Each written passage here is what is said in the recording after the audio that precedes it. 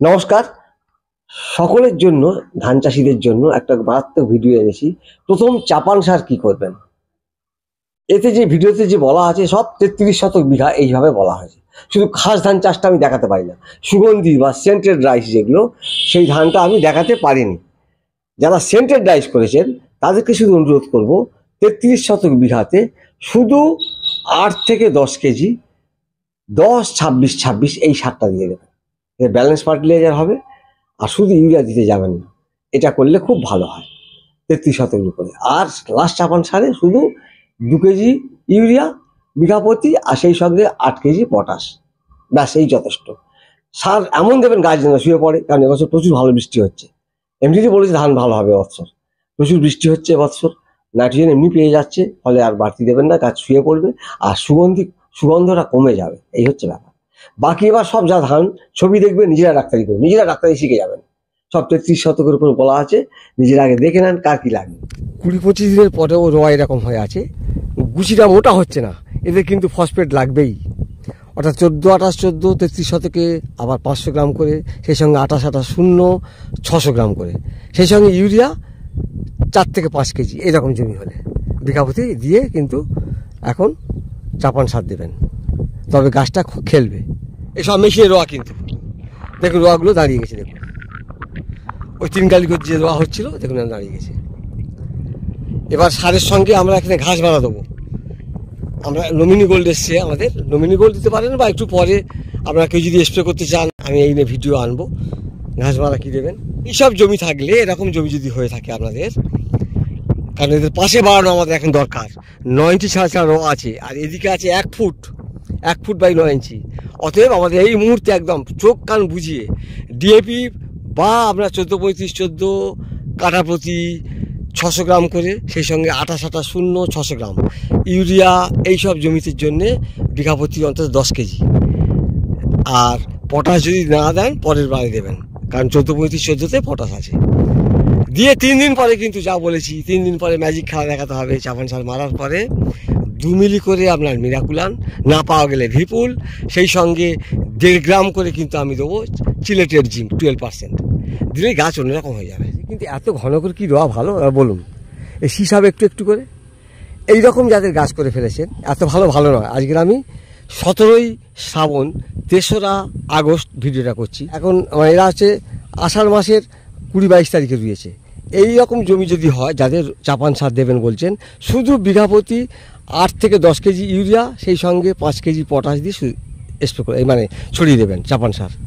আর গাছটাকে বাড়ানোর জন্য ওই যেটা বলেছিলাম, 3 দিন পরে মিরাকুলান 2 মিলি, চিলেটের জিঙ্ক 2 গ্রাম দিয়ে স্প্রে করবেন, গাছ অন্যরকম হয়ে যাবে। কিন্তু এত ঘন গাছ, এ কি শীষ, ছোটো ছোটো শীষ হতে বাধ্য।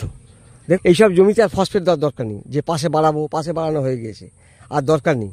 এখন শুধু নাইট্রোজেন দরকার, গাছটাকে বড় করার দরকার, হাইটে বড় করার দরকার। যারা এইরকম গাছ করে ফেলেছেন, মাজরা লেগেছে, এই যে সব মাজরা লেগেছে দেখুন। তো যাই হোক, যারা এরকম গাছ করে ফেলেছেন তাদেরকে বলবো, তারা যেন ফসফেটের দিকে না যায়। 10-26-26 বা 14-35-14 বা 28-28-0 কোনো কিছু যেতে হবে না, শুধু ইউরিয়া। এরকম বিঘা প্রতি 12 কেজি ইউরিয়া, আর সেই সঙ্গে 6 থেকে 7 কেজি পটাশ, অর্থাৎ 7 কেজি পটাশ 12 কেজি ইউরিয়া বিঘা প্রতি যেন চাপান দেয়। এইরকম যাদের গাছ থাকবে, দেখুন একবার এই গাছ তৈরি হয়ে গেছে। এরা আষাঢ় মাসের সব 20-22 তারিখে রোয়া হয়ে করেছিল, রোয়া আসছে দেখুন আজকে কত ফাঁকা রুয়েছে। সুন্দর ধান হবে, এটা ঘন করে রুয়েছে ঠিকই, এটা ধরুন রুয়েছে আজকে প্রায় 17-18 দিন হয়ে গেল রোয়া করেছে। দেখবেন এখন জুড়ে যাবে, দেখবেন এই যে শুকনো আছে এতে হু করে গাছ এ হয়ে যাবে, 5 কাঠি বাড়বে, 5 কাঠি ছাড়বে, 5 কাঠি ছেড়ে জুড়ে যাবে শুকনো থাকার জন্য। কিন্তু শুকনো থাকলে কি হয়, ঘাসটা সমস্যা। তবে ঘাস মারা আজকাল বেরিয়েছে, এই নিয়ে আমি ভিডিও আনবো পরে। ঘাস মারা দেবে, এরা কিন্তু চূড়ান্ত ধান পাবে।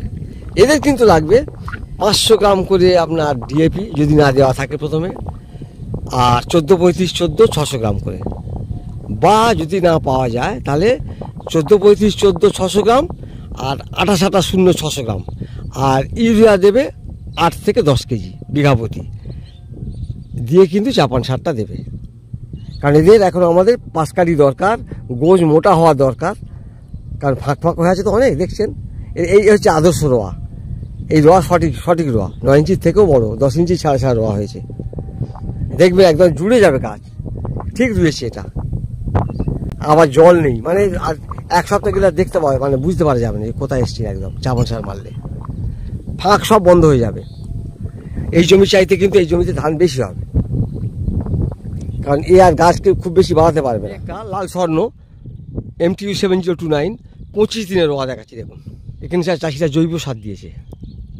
যাই হোক, মাঝারি মতো রুয়েছে, খুব ঘন না খুব পাতলা না, মাঝারি রোয়া হয়েছে। এর থেকে পাতলা রোয়াও চলতো। যে এই যে কালি এসে গেছে, পাঁচ কাঠি যা এসে গেছে, এতে পাঁচ কাঠি আর না আনলেও চলবে, ভালো শীষ হবে। শুধু গাছকে হাইট করতে হবে, গাছকে লম্বা করতে হবে, কিন্তু এইটা অভাব। এইরকম জমিতে যাদের হয়েছে 25-26 দিনের যে চাপান দেবেন, এইসব জমিতে টেনে একদম 12 কেজি ইউরিয়া, বিঘা প্রতি 12 কেজি ইউরিয়া, 7 কেজি পটাশ সার দিয়ে ছড়িয়ে দেবেন।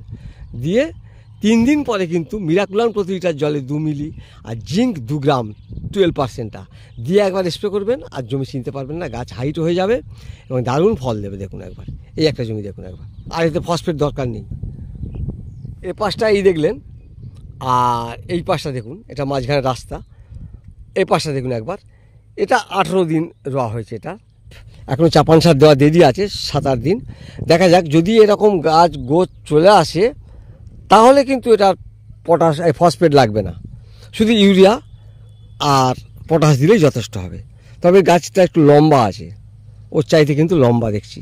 এইসব জমিতে এরকম জমি থাকলে 10 থেকে 12 কেজি ইউরিয়া বিঘা প্রতি, সেই সঙ্গে পটাশ সার 7 কেজি দিয়ে চাপান দেবেন। যদি গোছ এরকম থাকে, যেমন দিয়েছেন তেমন থাকে, গোছ না ছাড়লে কিন্তু তাহলে ও পথে যাবেন না। তাহলে কি করবেন তখন? তখন করতে হবে কি 14-35 14-600 গ্রাম কাটাপতি, সেই সঙ্গে 28-0 600 গ্রাম, তাহলে 1200 গ্রাম হলো কাটায়। আর সেই সঙ্গে ইউরিয়া দেবেন 500 গ্রাম, অর্থাৎ 10 কেজি ইউরিয়া আর ওই সার 12 কেজি, মানে 6 কেজি 6 কেজি 12 কেজি ওইটা হলো, আর 10 কেজি হলো ইউরিয়া। আর পটাশ সার এখন না দিলে চলবে, শেষ চাপান সারে পটাশ সার দেওয়া হবে, কারণ 14-35 14 দিচ্ছি, আর পটাশ পাচ্ছে। এটা করলে কিন্তু গাছ জুড়েও যাবে, গাছ বড় হয়ে যাবে। দেখুন একবার, এটা বলতে চাচ্ছি আমি। এই দেখুন, এইরকম গাছ থাকলে তাহলে ইউরিয়া দেবেন 10 থেকে 12 কেজি, 10 কেজি অথবা 12 কেজি বিঘা প্রতি, সেই সঙ্গে পটাশ সার 7 কেজি। আর ফসফেট বা অন্য কিছুতে যাবেন না। এগুলো কিন্তু রোয়া হয়েছে প্রায় 24-25 দিন হয়ে গেল। দরকার শুধু হাইট করা, খেয়াল রাখবেন, হাইট না করলে শীষ বড় করতে পারবেন না। বারবার বলছি এক কথা, তার মানে এদের গাছকে হাইট করতে হবে। ওই চাপান সার দেওয়া 3 দিন পরে মিরাকুলান আর জিঙ্ক যেটা বলেছি ওটা স্প্রে করতে হবে, করলে গাছ একদম চমৎকার ধান হবে, খুব ভালো ধান হবে।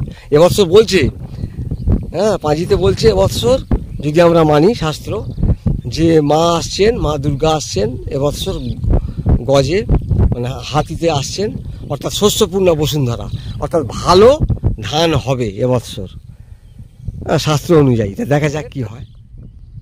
মেশিনে রওয়া হয়েছিল, কত পাতলা পাতলা দেখুন একবার, ডুবে গেছিল, তারপর যা উঠেছে। এর চাপান সার মারার সময়, অর্থাৎ যখন 20-22 দিন হবে, অবশ্যই তখন কিন্তু ফসফেট চাপান দিতে হবে। এইসব জমিতে অবশ্যই দিতে হবে, কারণ 10-12 ইঞ্চি ছাড়া রোয়া দেখছেন, কত চওড়া, মানে কত ফাঁক ফাঁক রোয়া, এদের দিতেই হবে কিন্তু। তবে 5 সাইডটা আমরা যেটা চাচ্ছি সেইটা পাবো গুচিতে।